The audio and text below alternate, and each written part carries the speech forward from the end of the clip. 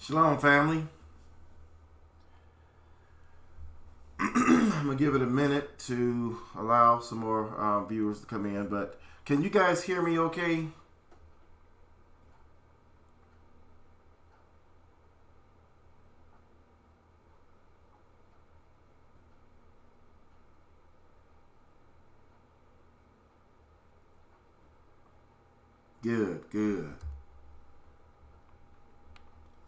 Good. Shalom, family. Shalom.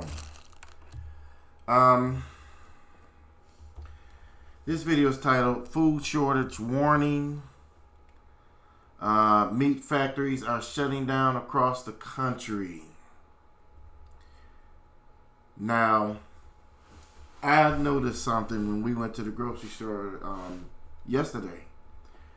And I walked by the meat department and there was no meat in the meat department. And I was like, wow, because I haven't been seeing that. You know, we saw them the first time we went, it was about a little more than a month ago when all this stuff started happening.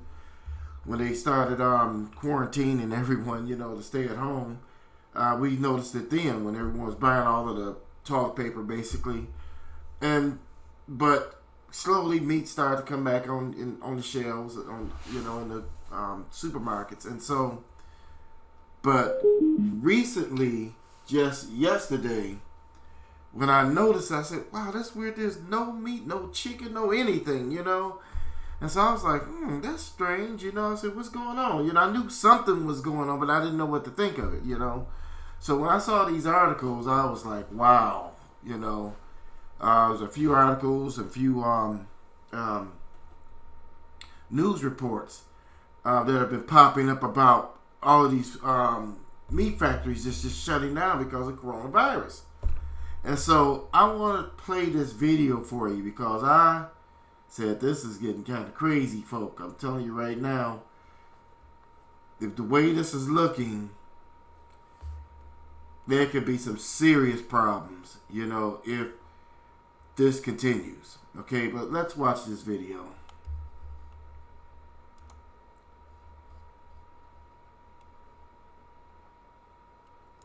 This morning, a growing number of major meat processing plants are closed because of coronavirus. The latest, Smithfield Foods in South Dakota, a state where there is no stay-at-home order.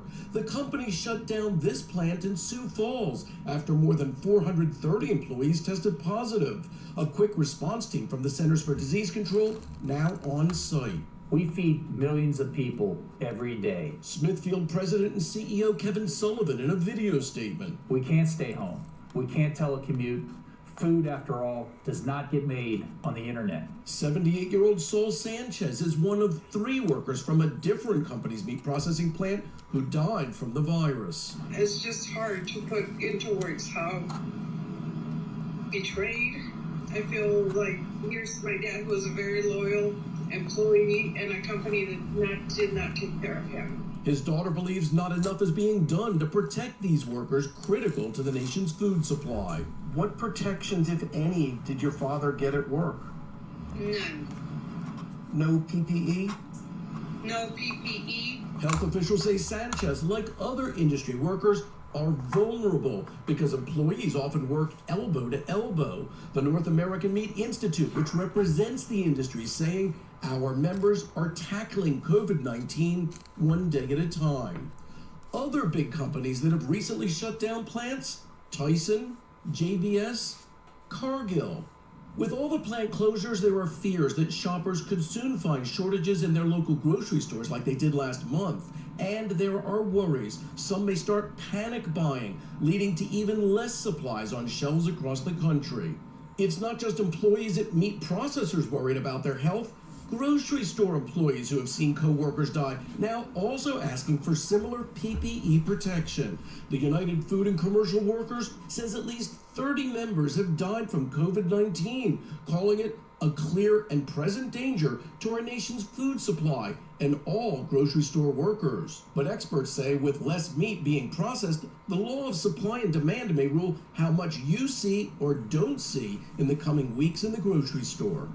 That is so sad, Carrie, what's happening to the workers there. I bet shoppers are wondering when they may see the effects of that shortage in their grocery stores. Well, experts say, Hoda, that if we're going to see this shortage, it would be about 3 weeks from now. But they point out it's very hard to calculate consumer behavior right now because of potential panic buying, much like we saw with toilet paper, where so many people purchased it. So they're keeping a very close eye on the supply as folks go to the grocery store. All right, Hoda? Carrie, thank you very much.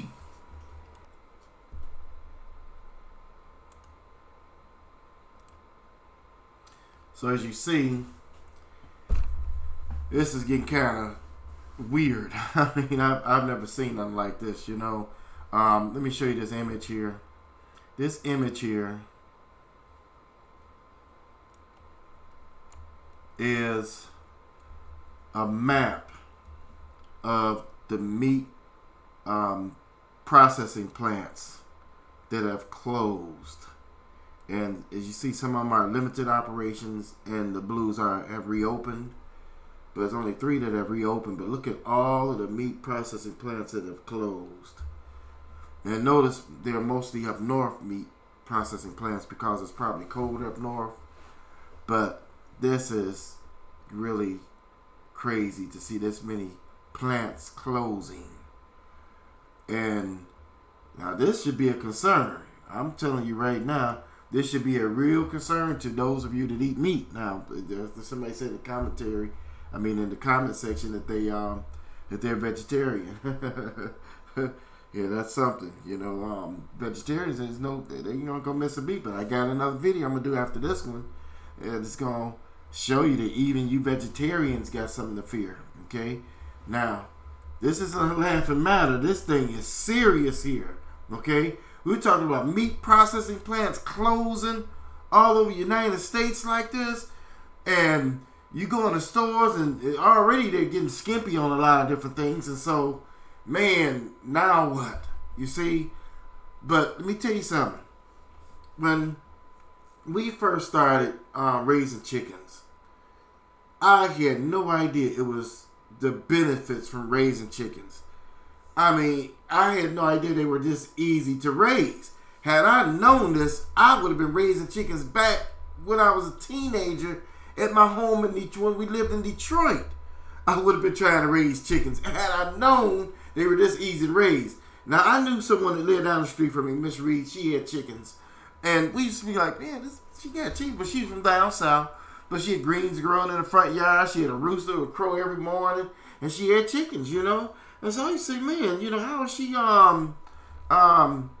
raising chickens in the city, you know? But now that I know what I know, it's easy to raise chickens in the city.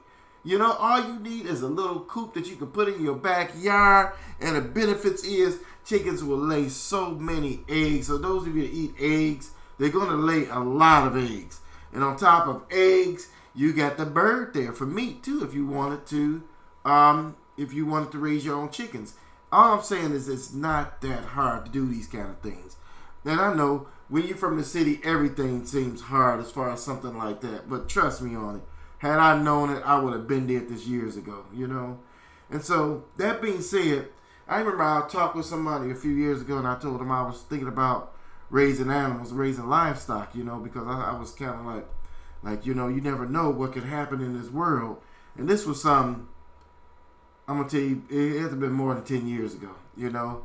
And I said, man, I said we as a people should really get into trying to raise our own livestock, chickens and different things like that. Even if you just have a little bit of land, a little lot, you can still do something. I said, I'm thinking about doing it. And a person told me this is what they pretty much said was, well, what for? I could just go to the store and get chicken. If I want chicken, I just go right to the store and get it. Like that. And I said, yeah, but what if something happened and there's no chicken in the store? Then what? You understand what I'm saying? And so that time is now. Isn't this crazy?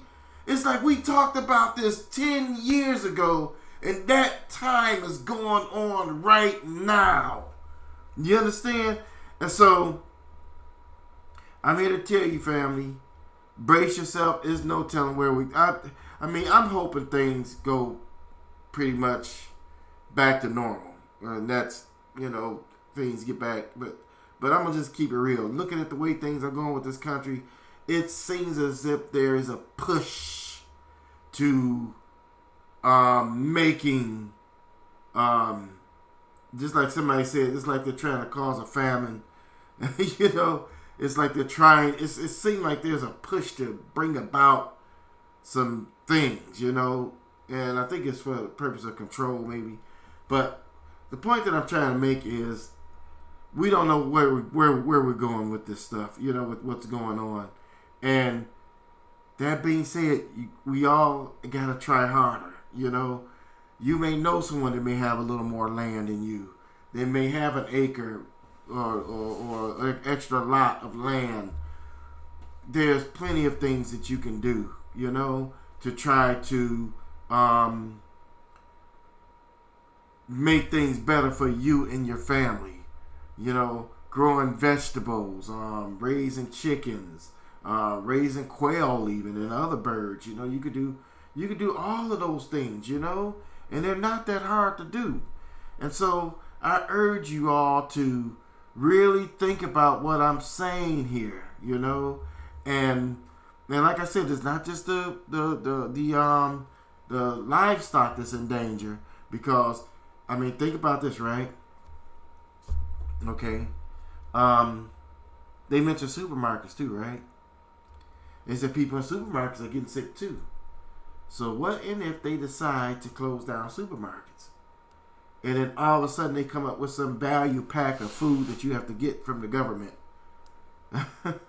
Y'all gotta listen to me what I'm trying to tell you here, right?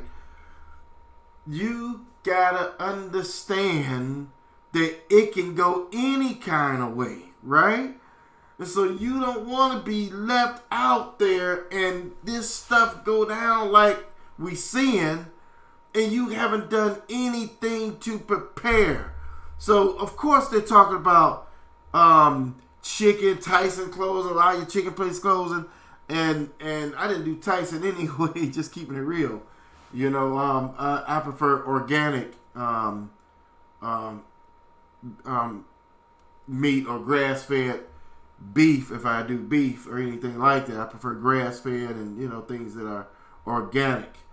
But I'm just keeping it real, y'all. It's getting kind of crazy. And just like somebody said, it's like they're trying to force the new world order. Exactly. That's what it seemed like, right? And so we got to be prayerful. And at the same time, we got to say, okay, wait a minute, y'all. What are they trying to do here? Let me do whatever I can do. Some places have made it so you can't buy seeds at certain stores now, and so, man, I'm telling you right now, prepare, people, prepare. You never know where this is going, is all I'm saying to you. You never know. And so, that being said, do what you can, okay? And if there's someone else out there that you could work with, then you need to work with that person. You understand? You need to work with them.